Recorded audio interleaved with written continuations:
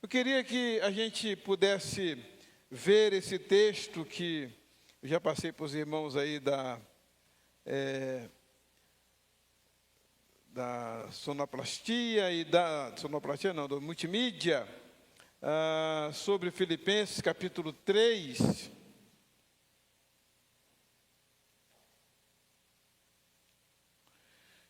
Sendo hoje, irmãos, o primeiro domingo do ano, eu quis trazer uma palavra aos irmãos para a gente refletir um pouco mais sobre a questão do novo ano, novo alvo.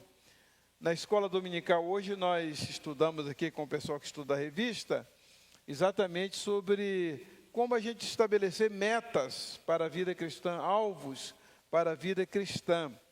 Esse texto tem sido muito usado noite de Ano Novo, eu mesmo já preguei nele algumas vezes aqui, mas eu resolvi trazê-lo como para esse primeiro domingo do mês. O que nós podemos fazer de novo neste novo ano, novo alvo? Então, eu vou ler o versículo 13 e depois os irmãos lerão o 14, toda a congregação lendo o 14. Irmãos, quanto a mim, não julgo que eu haja alcançado. Mas uma coisa faço, e é que, esquecendo-me das coisas que atrás ficam e avançando para as que estão diante de mim. 14.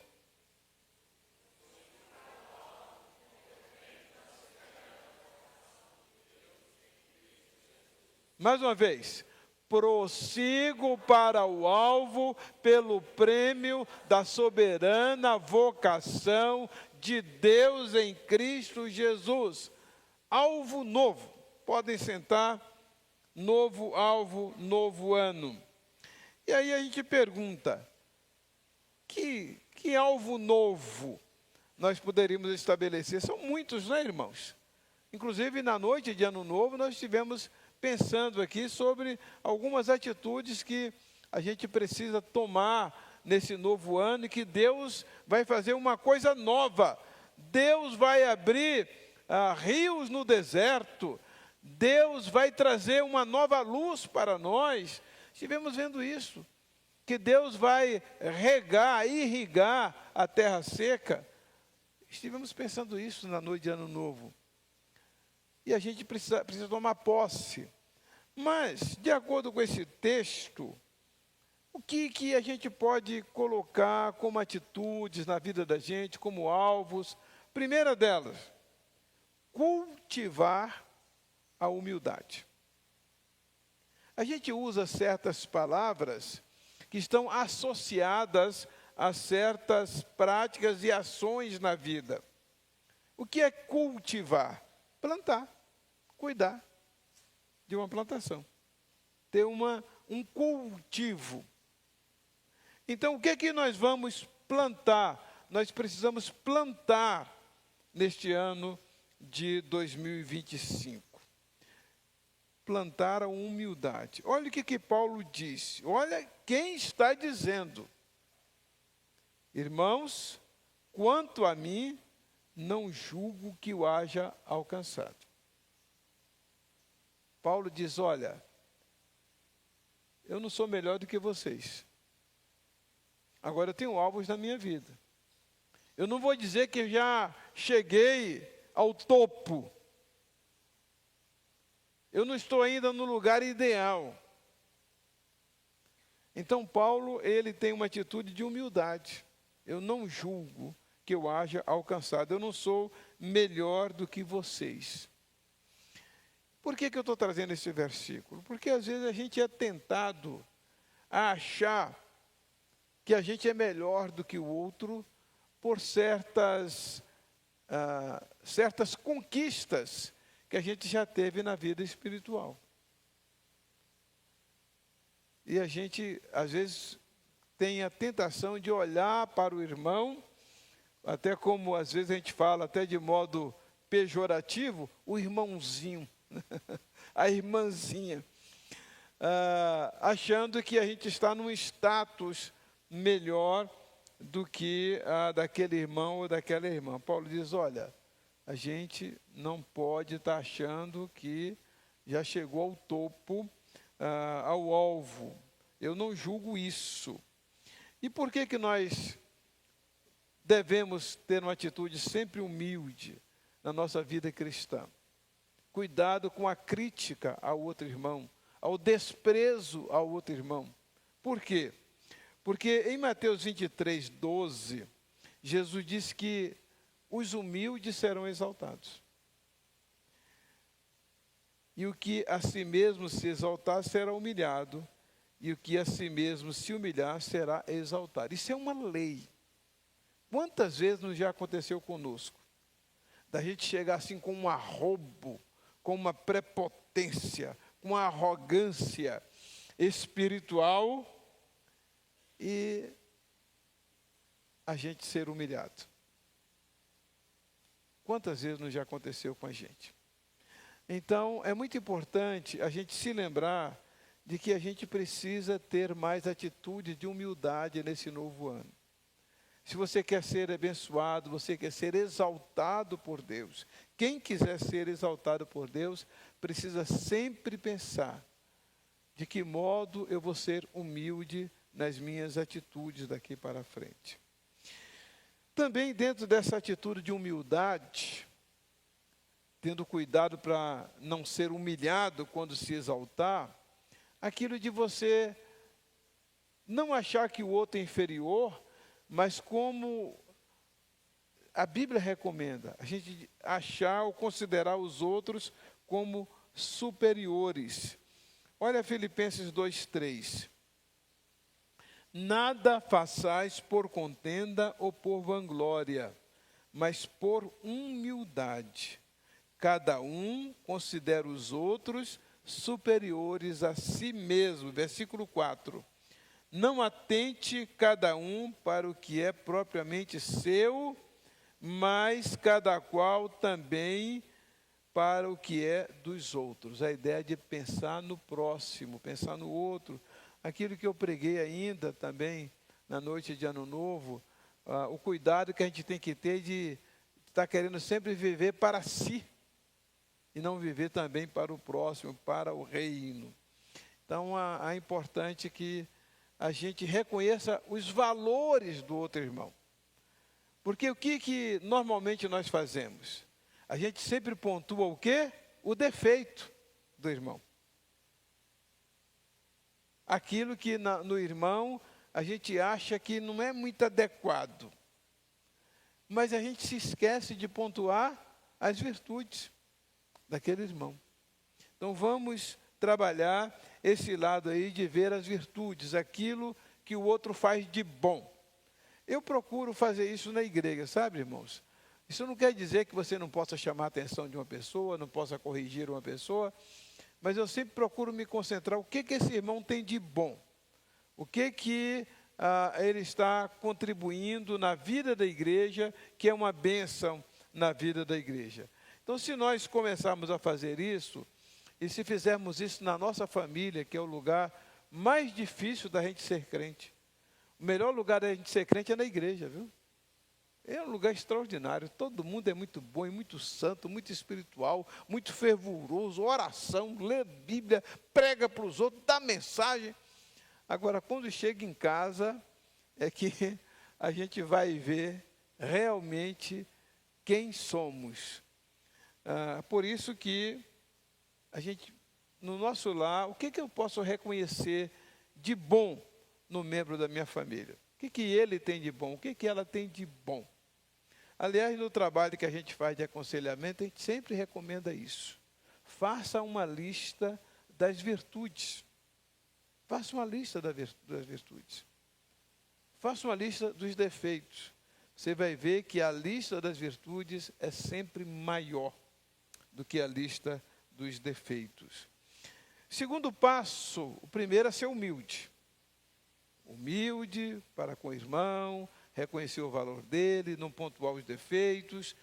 Veja só, não quer dizer que você não possa chamar a atenção de uma pessoa pelos erros dela. É importante fazer isso, como a Bíblia diz, em amor. Porém, você pontuar as virtudes, você não querer ser o maior, você ser o menor. A Bíblia diz que quem for o menor será o maior. Quem se humilhar será exaltado. Mas uma segunda atitude, além da humildade, é passar a borracha. Passar a borracha nos ressentimentos. Olha o que Paulo diz. Mas uma coisa faço, e é que, esquecendo-me, vamos substituir esquecendo, passando a borracha, né? Esquecendo-me das coisas que atrás ficam e avançando para as que estão diante de mim. Passa uma borracha, escreva algo novo, deixe a folha em branco para registrar aqui para frente, de preferência, aquilo que for positivo. Esquecendo-me das coisas que para trás ficam. A gente precisa exercitar isso na vida, porque se a gente começar a se lembrar de mágoas, de ofensas, de maus tratos, a gente não vai conseguir sobreviver. A gente vai ter uma vida amarga, uma vida ressentida, uma vida de acusações, uma vida de tristeza. Mas vamos passar uma borracha. O ano novo, pois se é novo. Então, um novo alvo. Passar a borracha. E esse texto de Filipenses 3,13 nos aponta para isso, mas também Colossenses 3,13. Olha o que diz. Suportando-vos uns aos outros e perdoando-vos uns aos outros. Se alguém tiver queixa contra outro, assim como Cristo vos perdoou, assim fazei vós também. Então, vocês sabem que na vida cristã é quase impossível você não ser magoado, você não ser ferido, não ser ofendido. Tantos lugares, né? Começa de casa, quem é estudante, na escola, no trabalho, na vizinhança, e também na igreja acontece muito isso, de a gente se sentir às vezes ofendido por uma palavra, às vezes nem foi dita com aquela intenção, mas a pessoa, dentro do universo dela, né, aquilo que é chamado de gatilho, aquele gatilho é acionado e ela interpreta o que foi dito de maneira completamente diferente e aquilo se torna uma destruição, um arraso para a vida dela. Então, se aconteceu isso, perdoa, declare perdoado. Eu já até orientei outras vezes aqui, uma boa coisa é você escrever e queimar aquele papel. Ó, não tem mais, acabou. Se não quiser queimar, molhe, estraçalhe tudo aquilo, não tem mais. Suma com aquilo. E a recomendação da palavra de Deus é essa, de que a gente precisa perdoar uns aos outros. E fala, se alguém tiver queixa. Então você vê que Paulo está escrevendo aqui para a igreja de Colossos, era uma igreja. E Paulo diz, olha, tem alguém que está ressentido aí, vamos resolver isso, vamos. Então, nesse ano novo, irmão, vamos começar um ano novo, com um alvo novo. Não tem mais ofensa, passei a borracha, vamos perdoar uns aos outros. Agora não faça como alguns gostam de fazer. Chega assim, eu estou muito ofendido com você, viu? Você me falou aquilo. Isso é uma vingança que normalmente a gente faz. Na verdade, a gente não está perdoando, não. A gente está querendo dar uma espetada mesmo no outro, né? Então, ore lá no seu coração, declare a pessoa perdoada, diga para Deus que você está liberando aquela pessoa naquele momento. Já falei para os irmãos aqui que quando você não perdoa, você está algemada à pessoa que você não perdoou. Enquanto você carregar isso, a sua vida está presa a essa pessoa, está presa a um passado na sua vida. Você que teve alguém que feriu você de modo muito profundo, se desligue, declare essa pessoa perdoada. Eu não tenho vontade, você pode dizer, mas eu não tenho vontade. Mas o que é que Pedro disse quando Jesus mandou ele jogar a rede? Senhor, até agora não deu resultado nenhum, mas já que o Senhor falou, eu vou fazer. Então você diz, Deus, em obediência à tua palavra, eu vou fazer. Não estou com vontade, mas eu vou obedecer. Né? Não estou com vontade, eu não sinto isso, mas eu vou fazer. Então você vai fazer, porque são chamadas legalidades. Quando você declara uma pessoa perdoada, no mundo espiritual, você está removendo uma legalidade que você criou, uma legalidade para o inimigo acusar você, uma legalidade para você não receber o perdão de Deus, porque Jesus disse que se nós não perdoarmos aos homens, às pessoas, suas ofensas, também Deus não perdoará. Então é uma lei que é criada aí. E essa lei, enquanto a gente não faz isso, a gente não consegue ter o perdão de Deus nas nossas vidas.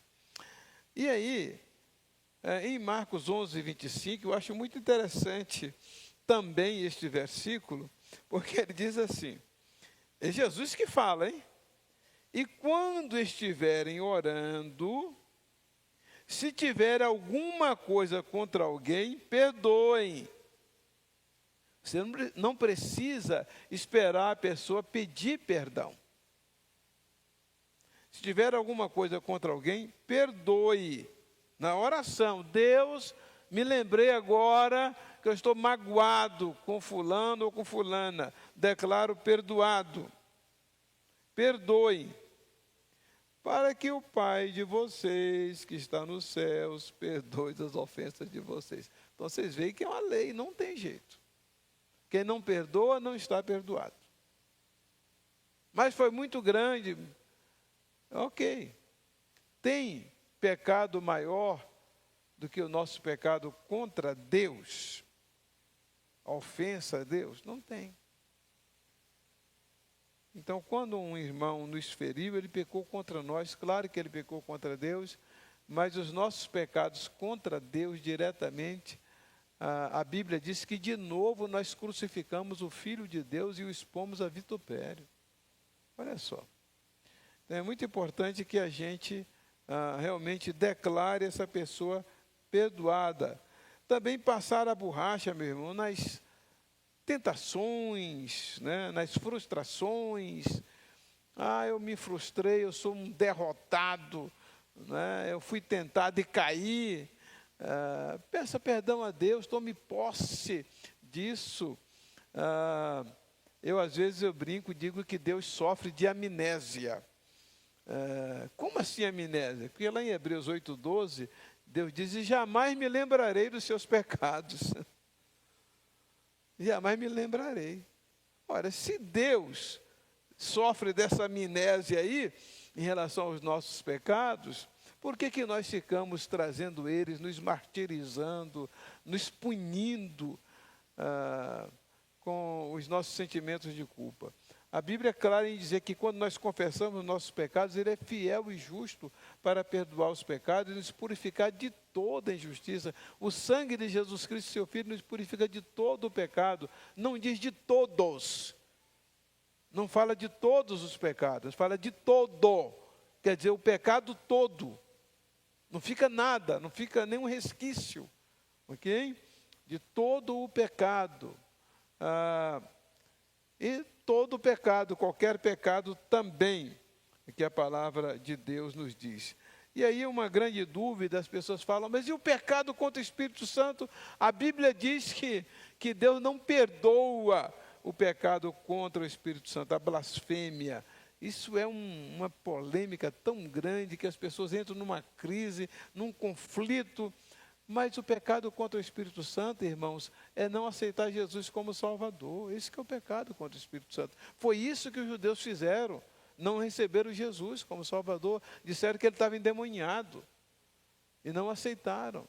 Então Jesus disse, nesse contexto, a pessoa que aceitou Jesus como Salvador, ela não peca contra o Espírito Santo.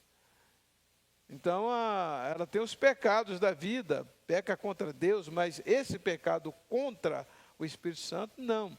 A pessoa pode até entristecer o Espírito Santo, mas não é um pecado contra ele, contra o Espírito. Então é muito importante compreendermos isso. Você tomar posse do perdão de Deus. Trabalhe com sua mente. É muito importante a gente trabalhar com a mente da gente. Por isso que Jeremias diz lá em Lamentações 3:21, quero trazer à memória o que me pode dar esperança. Nada de memória que traz derrota, que traz frustração, que traz cabeça baixa. Por isso que precisamos levantar a cabeça. Filipenses 4:8. Finalmente, irmãos, tudo que é verdadeiro, tudo que é respeitável, tudo o que é justo, tudo que é puro, tudo que é amável, tudo que é de boa fama, coisas boas. Se alguma virtude há, e se algum louvor existe, seja isso o que ocupe o pensamento de vocês. Trabalhe a mente para não deixar coisa ruim ficar na mente. Porque Satanás, ele procura atingir a nossa mente. Por isso que Paulo diz que a gente tem duas armas muito importantes. É o escudo da fé, com o qual nós apagamos os dardos inflamados do maligno, e o capacete, protege a cabeça. Capacete é da salvação. Então, é muito importante que você trabalhe sua mente, para não deixar coisa ruim ficar martelando. Pense nas coisas boas, pense nas promessas de Deus.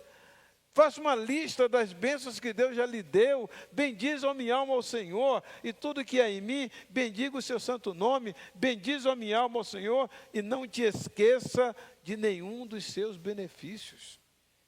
Então é importante você manter isso na mente, trabalhar isso. Deixar de estar cabisbaixo, o sentimento de derrotado, de frustrado, levantar a cabeça. Então, passar essa borracha nos sentimentos de culpa, conforme eu falei de Hebreus 8:12, pois para com as suas iniquidades usarei de misericórdia, de seus pecados jamais me lembrarei. Olha só que amnésia de Deus.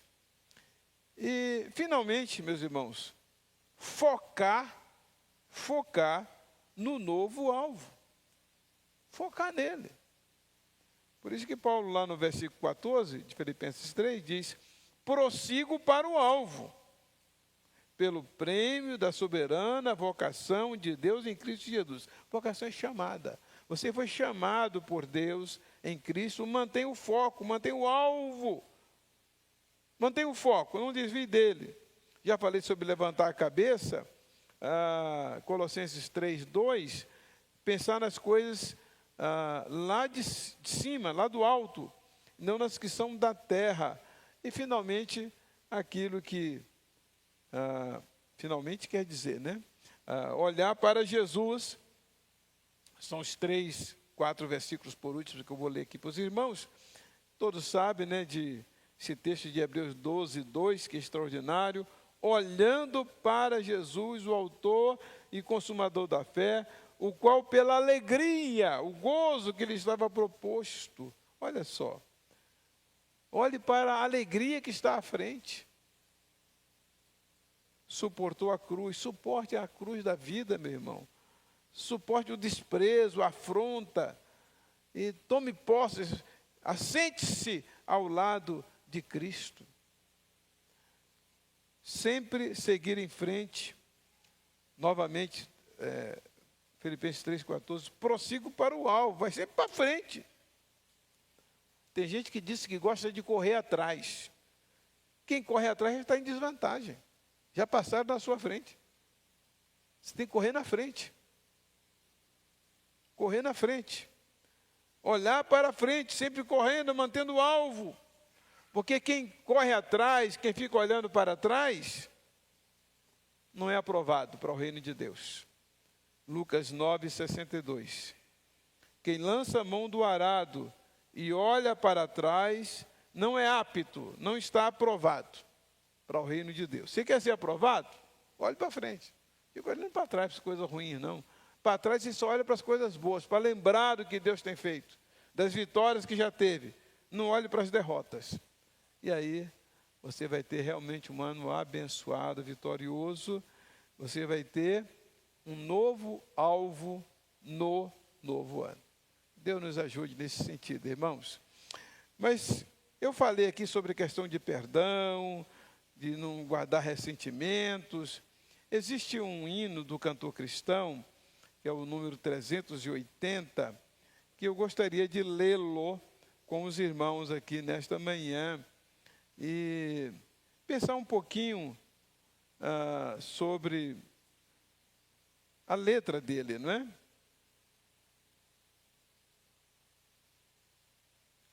Olha só, que coisa extraordinária. Qual o adorno? Adorno é aquele que embeleza. O que embeleza a vida? É o quê? O amor. O amor. Qual o adorno desta vida? É o amor. A alegria é concedida através de quê? Do amor. O amor é benigno, é paciente. Não se torna assim maldizente, fica reclamando todo o tempo, murmurando, condenando os outros, vendo o defeito dos outros. Não se torna maldizente este meigo amor. Segunda estrofe diz, com suspeitas não se alcança doce amor. Fica suspeitando, achando isso, aquilo, que pode estar acontecendo alguma coisa errada. Diz que a gente não alcança o doce amor.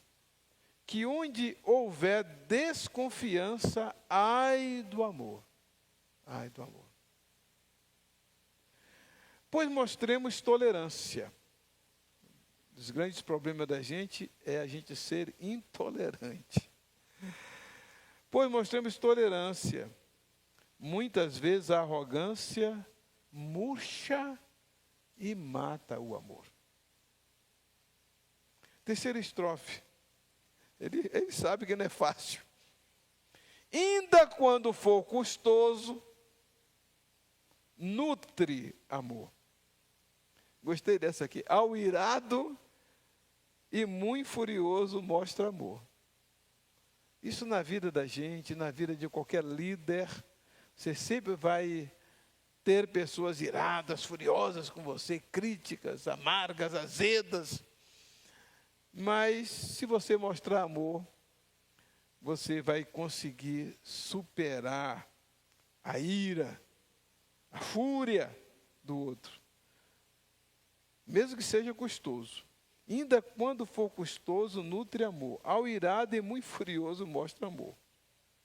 Aí um desafio para todos nós, somente no trânsito, né?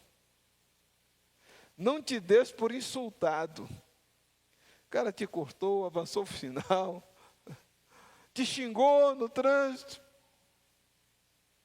Que desafio, né, irmãos? Se é um lugar que eu sou testado é no trânsito.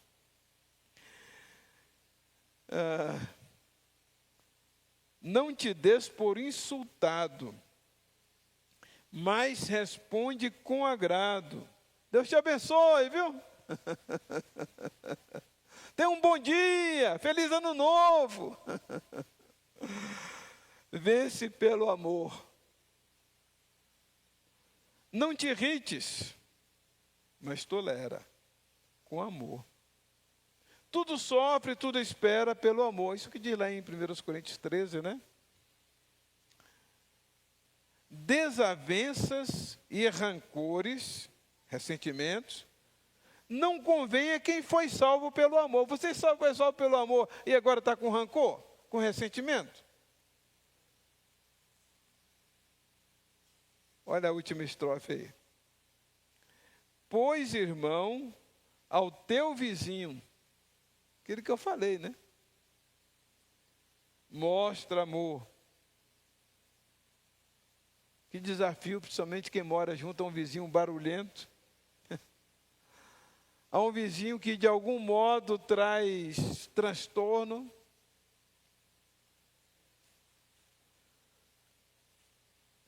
pois, irmão, teu vizinho mostra amor. O valor não é mesquinho deste amor. O Supremo Deus nos ama e Ele tem um alvo para nós. Cristo para os céus nos chama, onde reina o amor. Que lindo, né? Que lindo. Um dia nós vamos cantar esse hino aqui, vamos ver se o pessoal de música vai aprender, para a gente poder cantá-lo, porque realmente ele traz uma mensagem muito linda para os nossos relacionamentos, para a nossa vida cristã, e a gente precisa muito cultivar isso. Que seja o nosso alvo novo no ano novo. Amém? Vamos ficar em pé e vamos orar, irmãos?